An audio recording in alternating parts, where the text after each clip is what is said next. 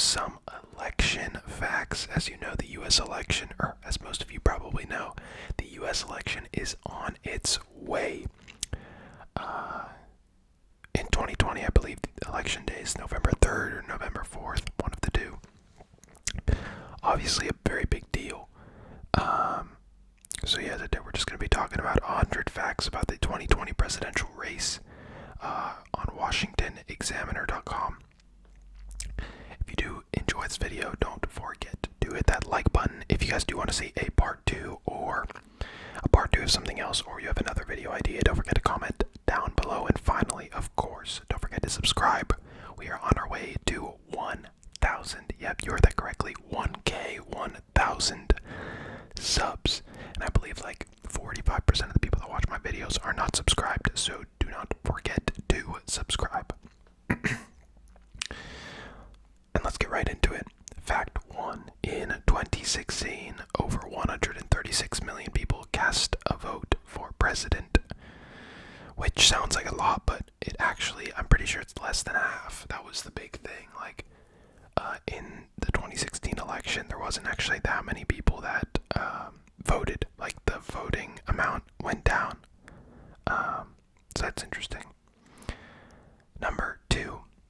In 2016, 52% of Republicans and 54% of Democrats said they were more enthusiastic than usual about voting in the presidential election. Yeah, those aren't really significant numbers. I mean, 52% is pretty much half, so half the people are more enthusiastic than usual.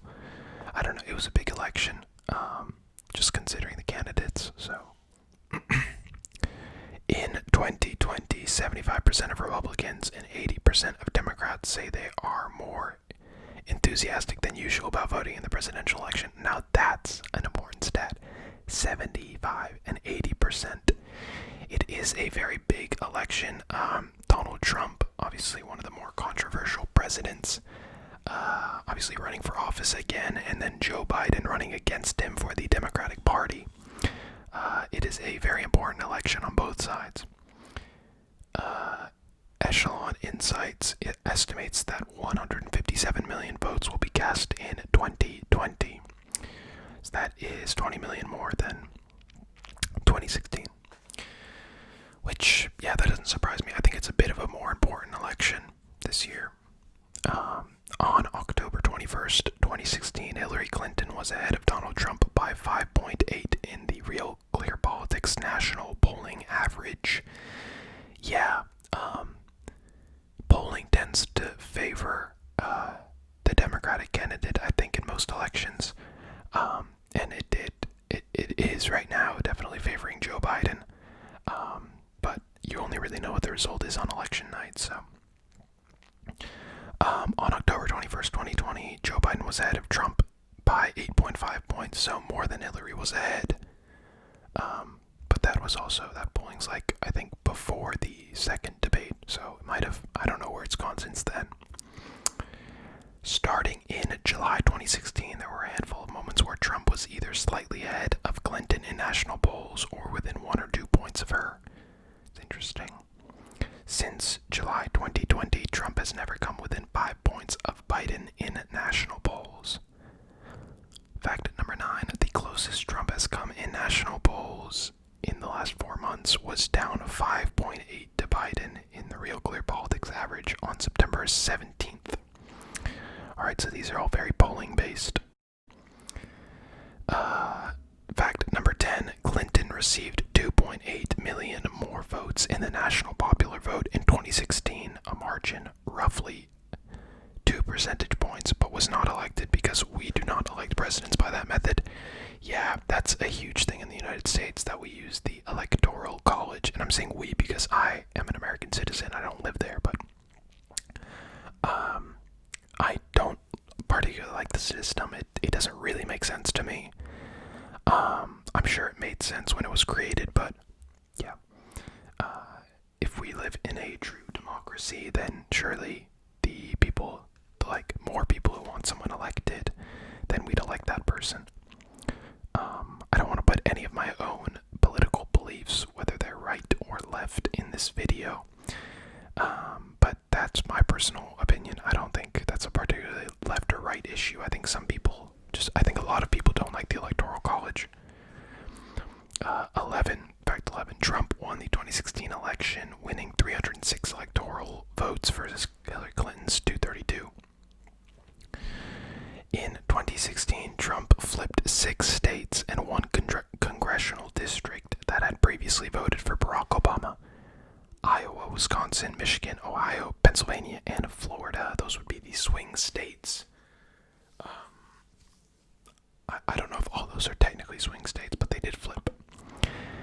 These 6 states and 1 district add up to 100 electoral votes and gave Trump 306 electoral votes. That makes sense. Current Real Clear Politics averages in these flip states show Trump within 4 points of Biden. In Ohio, Biden and Trump are tied. In Iowa, Biden is up by 2 in polling. In Pennsylvania, Biden is up by 3.7, and in Florida, Biden is up by 1.6. So those are not particularly significant averages, but he is much higher in Wisconsin and Michigan at 6.3 and 7.2 respectively.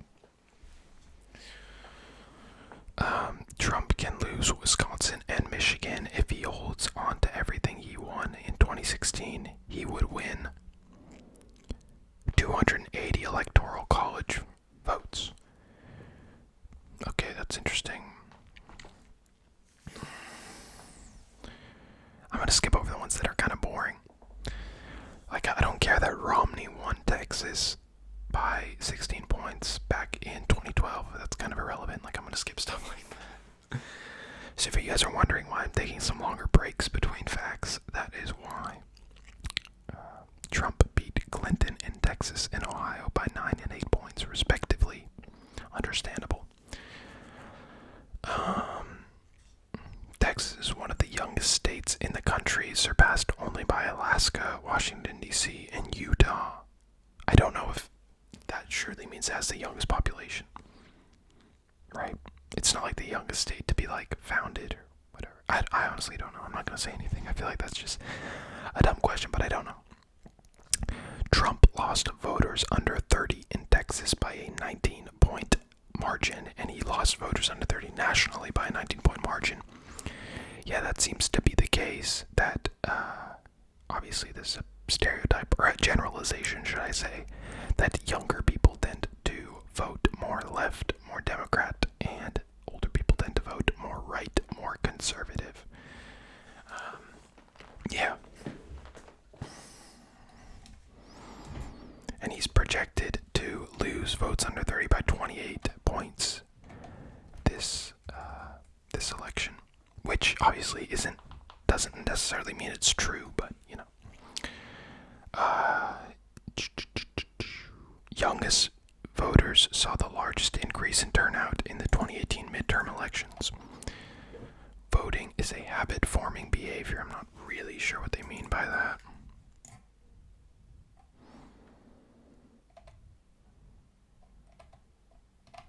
I don't really know. I don't know if I want to do this. I don't know. Maybe it means like once you vote once that you tend to vote again. I don't know. The most recent poll of Texas has the race in that state tied, which that's kind of weird. I wouldn't imagine that Biden would win Texas, but Biden campaign has booked $6 million of Texas television ads. That's interesting. It's interesting because for all of my non-American viewers, or just people in the U.S. that don't know much about politics, so if you live in Texas, for example, and 60% of the voters in that state are voted Republican, and 60% and 40% voted left, Democrat, then the entire state would go red, which is Republican, and all of the Electoral College votes within that state. So however many, I think they have like, I have no idea, like 30 or something, I don't know.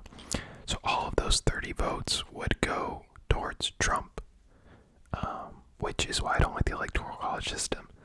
And basically, like, each state, depending on how many people live there, has a certain amount of votes that go, like, to the, basically you need like 200 and something electoral college votes to win the election.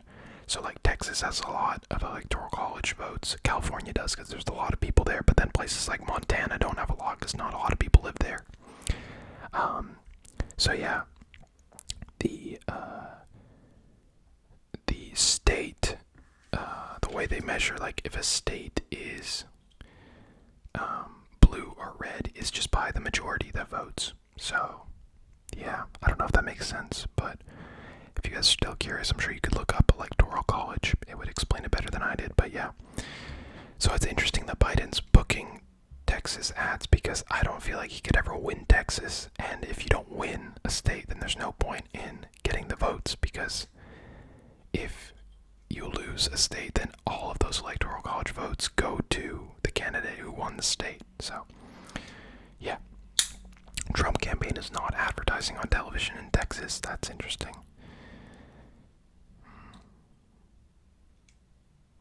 Okay.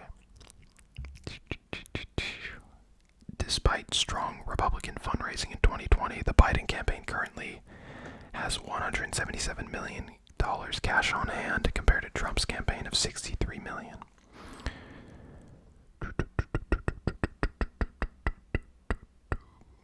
In 2016, according to the national exit polls, 55% of voters have an unfavorable view of Clinton and 60% have an unfavorable view of Trump. Yeah, I mean, I'm not going to get too far into my political beliefs, but I think that was the first election that I could vote in 2016, and it was a pretty crappy election to be able to vote in. But I mean, what can you do?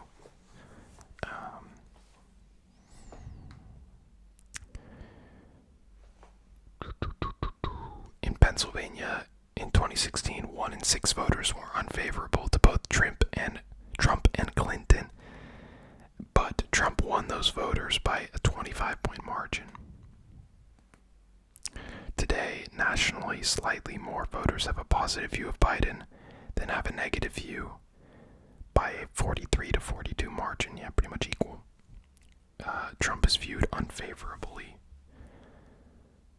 The most recent poll has Biden viewed favorably by 49% of voters, which 44% have an unfavorable view. Biden is not Clinton. I'm not sure what that means. On this day in 2004, George W. Bush's job approval was around 50%. On this day in 2012, Obama's job approval was around 49%. And today, Trump's presidential job approval is roughly 44%. His handling of the economy is above 50%. And in late 2004, 47% of the people in the United States said they were better off than they were 4 years ago.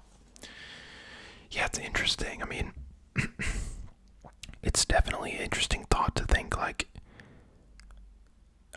are people just going to be unhappy regardless of the candidate that's chosen? Like, I imagine with approval ratings just going down, I don't think it's just because each president is worse. I think it's probably a general sentiment in the U.S. that things are just getting worse and, like, nothing's really changing. So yeah, that's interesting. Today, 56% of people say they were better off than they were 4 years ago. The economy is a very or extremely important issue to 89% of voters this year. Yep, I would definitely agree with that, especially with obviously the pandemic and everything going on. A lot of people losing their jobs, a lot of small businesses suffering. So it's an important election for that.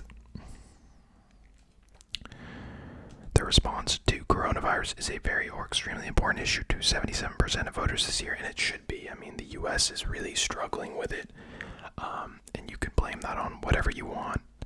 I'm not going to get into the politics of it, but it is an important thing to talk about.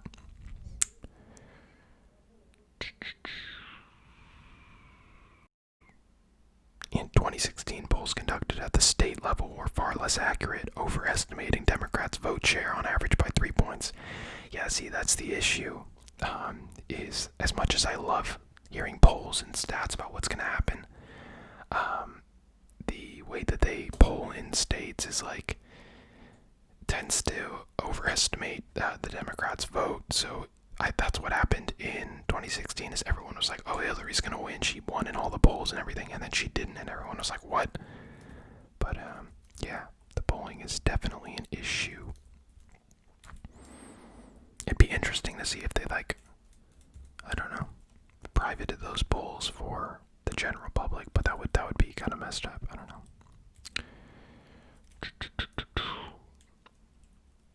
Alright.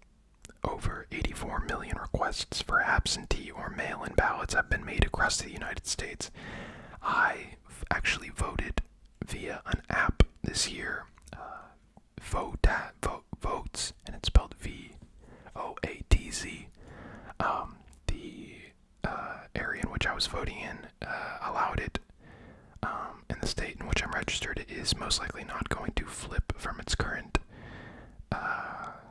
voter demographic, so it wasn't the craziest, most important vote, but it's always good to vote, you know.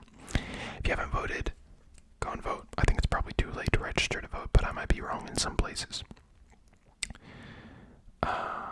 Yeah, voters without experience with voting by mail are 3 times as likely to have their ballot rejected. Yeah, if they don't fill out the proper whatever. Alright, Biden is currently leading polling averages in Florida by 1.6, North Carolina by 2.3, and Arizona by 2.8. But we did read that that in 2016 they did overestimate the Democrats by 3 points on average per state, and all those are under 3 points, so it is worrying. If Biden flips Florida, Arizona, North Carolina, and every state stays the same from 2016, he will have won the election with 287 electoral college votes. If Trump hangs on to Florida, Arizona, and North Carolina, Biden must flip Michigan, Pennsylvania, and Wisconsin in order to win the election. So pretty much the entire election only comes down to 10 states. It's a really dumb system. I'm kind of waiting for a candidate to really call that into question. I mean, it's so dumb that we literally obsess over swing states, and that's it. Because California's never gonna go red. Texas is never gonna go blue. New York's never gonna go red. Whatever you want to say, we obsess over 8 states or however many swing states there are. It's pretty sad. But if you haven't voted, go vote. Even if you are in California and you want to vote for Trump, or you are in Texas and you want to vote for Biden, go vote. Even if your vote won't necessarily affect the outcome of your state, it still definitely shows that there's a growing support for your kind of candidate in your state.